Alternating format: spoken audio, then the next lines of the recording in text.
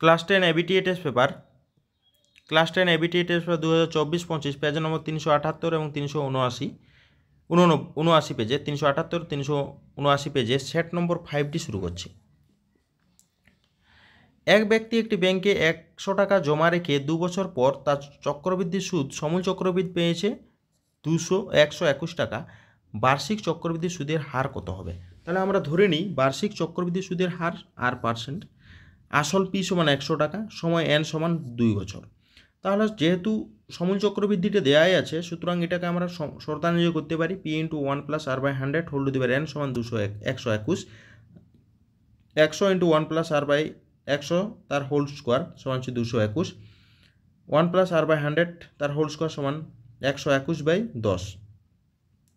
তাহলে 121/10কে 11/10 তার whole square করা হয়, তাহলে 1 + r/10 সমান হচ্ছে 11/10। তাহলে r/100 সমান 11 - 10/10 মানে হচ্ছে r/100 সমান r/10, মানে কাটাকাটি করলে 10%, r সমান 10% হয়ে যাবে। এর পরের অঙ্ক অপশন নম্বর এ হয়ে যাচ্ছে সঠিক। ax² + bx + c = 0, a ≠ 0 সমীকরণের বীজদ্বয় সমান হলে b² - 4ac 0 হয়, অর্থাৎ -4ac সমান -b², minus cancel, c = b²/4a, option number D. এর পরের অঙ্ক ও কেন্দ্রীয় বৃত্তের AB এবং CD যে দুটির দৈর্ঘ্য সমান হলে তারা কেন্দ্রে কি করবে? সমান কোণ উৎপন্ন করে, কেন্দ্রে দুটারই সমান কোণ করবে। ঠিক আছে, তাহলে AOB সমান 60 হলে COD কত হবে? COD 60 হবে, 60 হয়ে যাবে, অর্থাৎ অপশন নম্বর সি হয়ে যাবে সঠিক অ্যান্সার। 2 × cos 3θ সমান 1 হলে থিটা এর মান কত? তাহলে cos 3θ সমান হচ্ছে 1/2, cos 3θ সমান cos 60 এর মান 1/2 হয়, অর্থাৎ 3θ সমান 60, থিটা সমান হচ্ছে 20, অপশন নম্বর সি। এরপরে দুটি ঘনকের আয়তনের অনুপাত 1:27 হলে ঘনক দুটির সমগ্রতলের ক্ষেত্রফলের অনুপাত কত? তাহলে a1³ a2³ সমান হচ্ছে 1:27, a1³ a2³ সমান 1³ 3 তার হোল কিউব, তাহলে a1:a2 সমান 1:3। আর এটাকে বর্গ করলে সমগ্রতলের ক্ষেত্রফল পাওয়া যায়, a1 তার স্কোয়ার a2 তার স্কোয়ার = 1:9, মানে আমাদের 6a² ছিল, 6a² ছিল, 6a² = 6 a1² a2², মানে a1² a2², এইটা হচ্ছে সমগ্রতলের ক্ষেত্রফলের অনুপাত, সুতরাং এর 1:9, অপশন নম্বর সি। এরপরে এই ডাটাগুলো আছে 8, 15, 10, 11, 7, 9, 11, 13, 16, এর মধ্যমা কত? তাহলে মধ্যমা ছোটোর থেকে বড়ো সাজানো হয়েছে, n এর মান হচ্ছে 9, মধ্যমা সমান 9 + 1/2 মানে 10/2, মানে 5তম পদ হচ্ছে মধ্যমা, অর্থাৎ 11 হয়ে গেল মধ্যমা, option number B, option number B হয়ে যাবে সঠিক। এরপরে শূন্যস্থান পূরণ। একটি ব্যবসায় রাজু ও আসিফের মূলধনের অনুপাত 5:4 এবং রাজু মোট লাভের 80 টাকা পেলে আসিফ পায় দেড় টাকা। মোট লাভ হচ্ছে x টাকা, মোট লাভ হচ্ছে x টাকা, তাহলে x × 5/9 সমান 80, x সমান কত? 9 × 80/5 কাটাকাটি করলে 144, তাহলে মোট লাভ হয়ে গেল 144। তাহলে 144-এর আসিফের আনুপাতিক ভাগারটা গুণ করে দেবো, তবে আসিফের লাভ হবে। তাহলে আসিফের লাভ সমান 144 × আসিফের আনুপাতিক ভাগার 4/9 কাটাকাটি করলে 64, মানে এখানে হয়ে যাবে 64 অ্যান্সার হয়ে যাবে, শূন্যস্থানে 64 বসে যাবে। ঠিক আছে, এরপরে এক্স ভেরিয়েশন ওয়াই এবং এক্স ভেরিয়েশন জেড হলে এক্স প্লাস ওয়াই ভেরিয়েশন কত হবে? অর্থাৎ x = k1y, ওয়াই সমান হচ্ছে কত? মানে আমাদের ওয়াই এবং জেডের মান বের করতে হবে, ওয়াই সমান x/k1, এবং এখান থেকে আমরা কি করতে পারি না x = k2 × z, z = x/k2, তাহলে দুটোকে যোগ করে দেওয়া হয়েছে, যোগ করলে আমাদের x × 1/k1 + 1/k2, এই গোটা ডাটাটা হচ্ছে ধ্রুবক, সুতরাং Y plus Z variation x, সুতরাং এখানে x হয়ে যাবে, এখানে x হয়ে যাবে অ্যান্সার। এরপরে একই চাপের দ্বারা গঠিত সম্মুখ বৃত্তস্থ কোণ কেন্দ্রস্থ কোণের অর্ধেক, কেন্দ্রস্থ কোণের অর্ধেক হয়ে যায়। যদি sin c সমান 4/5 হয় তবে cos c = cosec c এর মান কত? cosec c সমান 5/4, তাহলে cos c সমান কত হবে না √1/sin² c, তাহলে মানগুলো বসানো হয়েছে, কাটাকাটি করলে আমাদের 3 মানে এটা লসাগু করে দিয়েছে 3/5 হয়ে যাবে। এখন cos c + cosec c মানে কস সির মান হচ্ছে 3/5 আর কোসেক সি সমান হচ্ছে 5/4, তাহলে 5/4 5 5 ক্যান্সেল মানে 3/4 হয়ে যাবে অ্যান্সার 3/4। এরপরে একটি লম্ববৃত্তাকার চোঙের আয়তন এবং বক্রতলের ক্ষেত্রফলের সংখ্যামান সমান হলে চোঙটির বেসের দৈর্ঘ্য কত? পাই আর স্কোয়ার ইন্টু এইচ আয়তনটা এবং তার বক্রতলের ক্ষেত্রফল 2 পাই আর এইচ, তাহলে আর সমান হচ্ছে 2, তাহলে বেসটা কত হবে 2 × 2 মানে 4 হয়ে যাবে অ্যান্সার হচ্ছে 4। এরপরে যৌগিক গড় মধ্যমা সংখ্যাগুরু মান হলো কেন্দ্রীয় প্রবণতার একক, কেন্দ্রীয় প্রবণতার মাপক হয়, ঠিক আছে এটা। এরপরে 3 দাগে সত্য মিথ্যা। 100 টাকা বার্ষিক R% হারে n বছরে মোট সুদের পরিমাণ RN, দেখা যাক RN আসছে কি নেই, অর্থাৎ I সমান P হচ্ছে 100, T হচ্ছে N এবং R হচ্ছে RI, তাহলে I সমান 100 গুণিত N গুণিত R/100, 100 ক্যান্সেল, I সমান NR, I সমান RN বা NR, সুতরাং এটা সত্য হয়ে গেল, সূত্রটা RN এ আছে। এরপরের অঙ্ক AB = C² BC = A² এবং CA সমান স্কোয়ার এর যৌগিক অনুপাত 1:1, তাহলে যৌগিক অনুপাত কি? প্রত্যেকটা অনুপাতের প্রথম এলিমেন্টগুলা গুণ করে অনুপাত, দ্বিতীয় এলিমেন্টগুলা গুণ, তাহলে প্রথম এলিমেন্ট যত আছে তাদের গুণ, অনুপাত দ্বিতীয় এলিমেন্টগুলো যত আছে তাদের গুণ, সুতরাং এটা হচ্ছে 1:1, এটা সত্য। বৃত্তস্থ চতুর্ভুজের বিপরীত কোণগুলি সর্বদা পরস্পর পূরক হয়, পূরক নয় সবসময় সম্পূরক হয়, সুতরাং এটা মিথ্যা হয়ে যাবে। এরপরেরটা tan A × tan B সমান 1 হলে A + B 90 ডিগ্রি বলেছে, এটা 90 ডিগ্রি করা যাবে, দেখা যাক হয় কিনা। tan A সমান 1/tan B, tan A সমান tanটাকে উল্টানো হয়েছে, তাহলে cot B হয়ে যাবে, cotটাকে tan আকারে ট্রান্সফার করলে tan 90 ডিগ্রি মাইনাস B, তাহলে A সমান 90 ডিগ্রি মাইনাস B মানে A + B সমান 90, সুতরাং এটা সত্য। এরপরের অঙ্ক দুটি সদৃশ ত্রিভুজের বাহুগুলির দৈর্ঘ্য সর্বদা সমান হয়, এটা সবসময় সমান হতেও পারে অথবা নাও হতে পারে, সুতরাং এটা মিথ্যা। একটি পরিসংখ্যা বিভাজনের মধ্যমা যে লেখচিত্রের সাহায্যে পাওয়া যায় তা হলো ওজাইভ, এটা সত্য, ওজাইভ সাহায্যে মধ্যমা পাওয়া যায়, ঠিক আছে এটা সত্য হয়ে যাবে। এবার মার্ক টু এর 4 দাগের অঙ্কগুলো শুরু করছি। 400 টাকা 2 বছরে সমূল চক্রবৃদ্ধি 441 টাকা হলে বার্ষিক শতকরা চক্রবৃদ্ধি সুদের হার কত?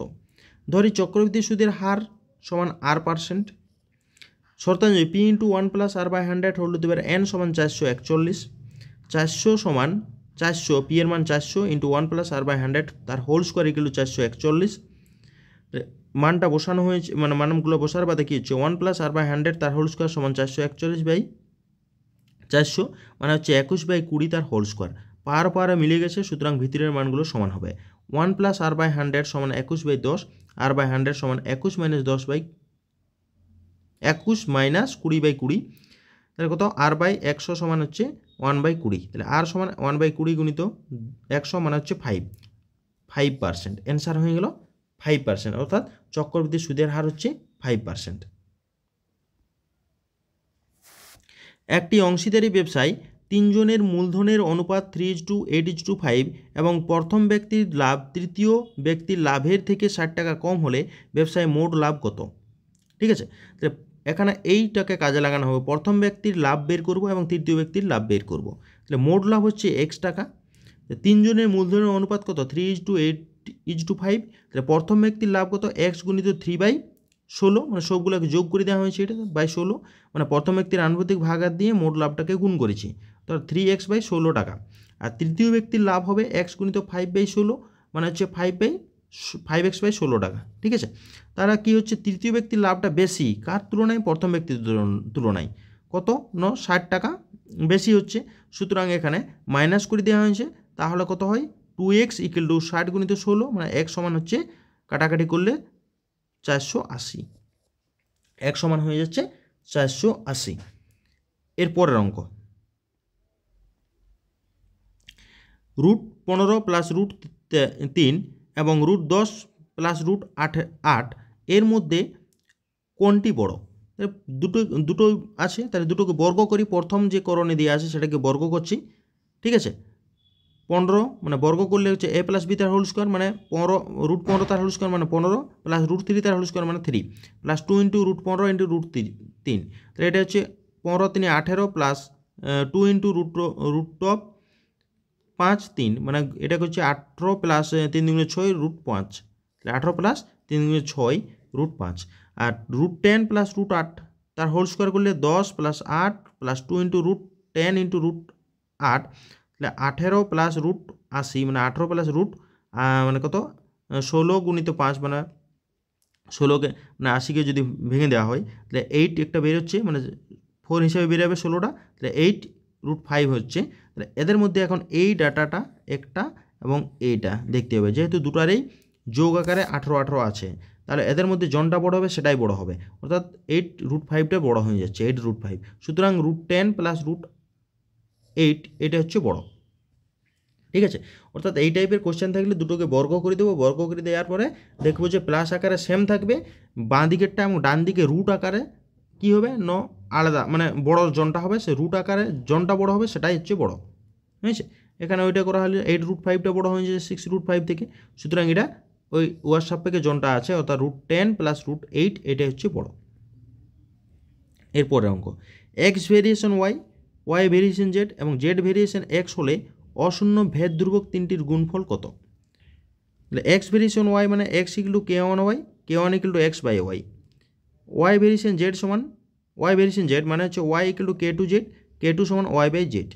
জেড ভেরিয়েশন এক্স মানে হচ্ছে z equal to k three x, K three সমান জেড বাই এক্স। তাহলে কে ওয়ান কে টু কী হচ্ছে এখানে? কে ওয়ান কে টু হচ্ছে ভেদ ধ্রুবক, k one k two k three ভেদ ধ্রুবক। তাহলে ভেদ ধ্রুবক তিনটির গুণফল কত? K one is to k two is to k three, তাহলে x by y is to y by z into z by x মানে হচ্ছে এর মানটা হয়ে গেল 1 হয়ে যাবে।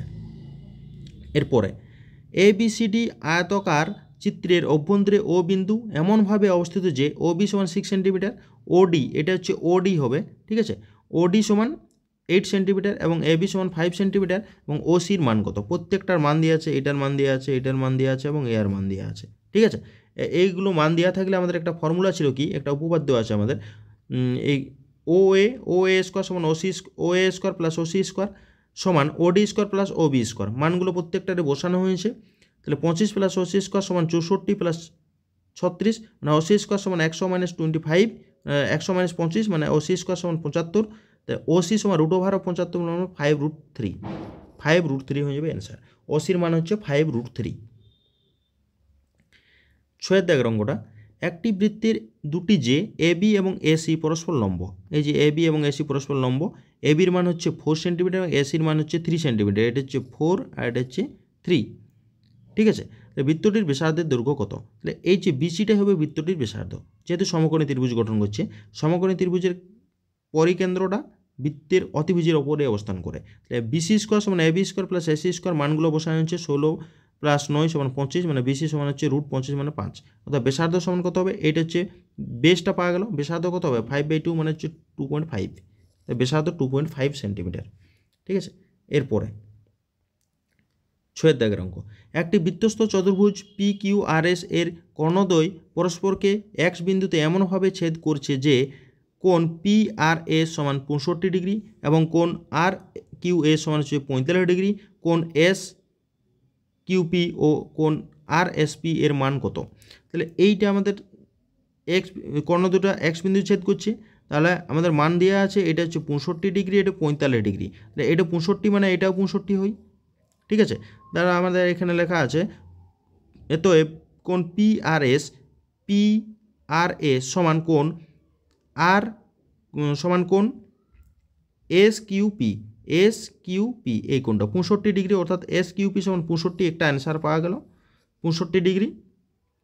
ঠিক আছে, এরপরে 2 নম্বর আরেকটা ডাটা পাওয়া যাচ্ছে, কোণ আর কিউএস এই 45টা এটা কার সঙ্গে সমান হবে? এসপিআর এর সঙ্গে সমান হয়ে যাবে, এটা হচ্ছে 45, সুতরাং ওটার মান 45 পাওয়া গেল। এখন এই গোটাতে পিএসআর বা পিআরএস ত্রিভুজ থেকে পাই প্রত্যেকটা কোণের সমষ্টি 180 ডিগ্রি, যখন ডাটাগুলো দেওয়া আছে মান যোগ করে দেওয়া হয়েছে, কোণ আর এসপি সমান 180, তাহলে কোণ আর এস পি সমান 180 মাইনাস 65 প্লাস 45 মানে হচ্ছে 180 মাইনাস 110 মানে হচ্ছে 70 ডিগ্রি। ঠিক আছে, আর এস পি সমান 70 ডিগ্রি হয়ে যাবে। এরপরে অঙ্ক 8 দাগের অঙ্কটা, tan 1 degree into tan 2 degree into tan 3 degree dot dot dot tan 89 degree এর মান কত? 1 degree tan 1 degree into tan 2 degree into tan 3 degree dot dot tan 89 degree. 1 degree 2 degree গুণ করে গেলে মাঝেরটা হচ্ছে 45 হবে এবং এটা হচ্ছে 90 মাইনাস 3, তার আগের টার্মগুলো বাদ দেওয়া হয়েছে, এর আগের টার্ম যে আছে সেগুলো বাদ দেওয়া হয়েছে। tan 3 90 minus 3 tan 90 minus 2 tan 90 minus 1, ঠিক আছে, বিয়োগ করে দেওয়া হয়েছে প্রত্যেকটা মান। tan 45 মানে 1, এখানে cot 90 ডিগ্রি মাইনাস 3টা কট হয়, এগুলো কট করে দেওয়া হয়েছে, তাহলে কট এবং ট্যানগুলো ক্যান্সেল হয়েছে, তাহলে এর মান গোটা মানটা হচ্ছে গুণফলটা 1। ঠিক আছে, এরপরে sin to the power 6 alpha plus cos to the power 6 alpha plus 3 sin square alpha cos square alpha এর মান নির্ণয় করো। sin to the power 6 alpha plus cos to the power 6 alpha plus 3 into sin square alpha cos square alpha, এর মানটা হচ্ছে sin square alpha তার whole cube plus cos square alpha তার whole cube plus 3 into sin square alpha cos square alpha.